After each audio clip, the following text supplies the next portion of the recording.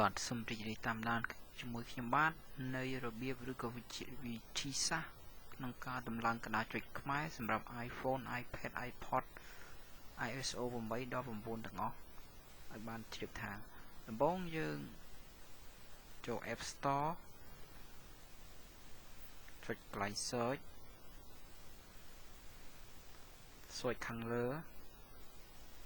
វាថាខ្មែរ Smart Keyboard K H M E R clear smart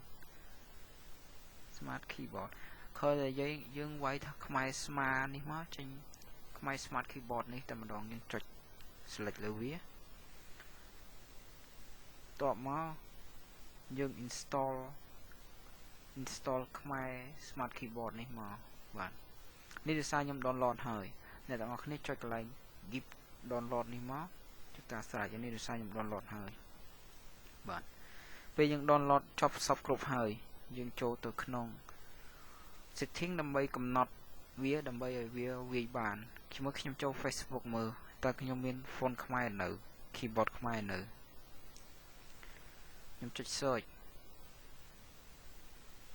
ខ្ញុំចុចរូបផែនដីជាប់តើមានទេមានតែ English ហើយនឹង Hanguk ភាសាកូរ៉េអញ្ចឹងដូច្នេះហើយយើងចូលទៅពេលយើង download ហើយយើងទៅកំណត់ setting វាយើងចូលទៅក្នុង setting នេះ setting ហើយខ្ញុំ back សិននេះចូល setting ហើយយើងចូលពាក្យ general នេះ general តបមកអូសចុះមកក្រោម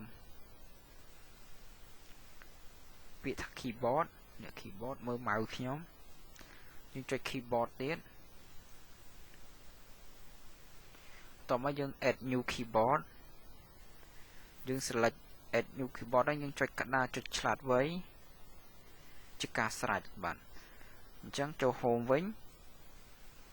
ខ្ញុំទៅបើក Facebook មើលតែខ្ញុំមាន keyboard ខ្មែរហើយឬនៅបាទឃើញមានទេនេះឃើញលោតមកតែម្ដងយើងវាយទៅនឹកអីចឹងឃើញចេញនឹកបាទជាការស្រេចងាយទេសម្រាប់តឡើង phone ខ្មែរ keyboard ខ្មែរសម្រាប់ iPhone, iPad, iPod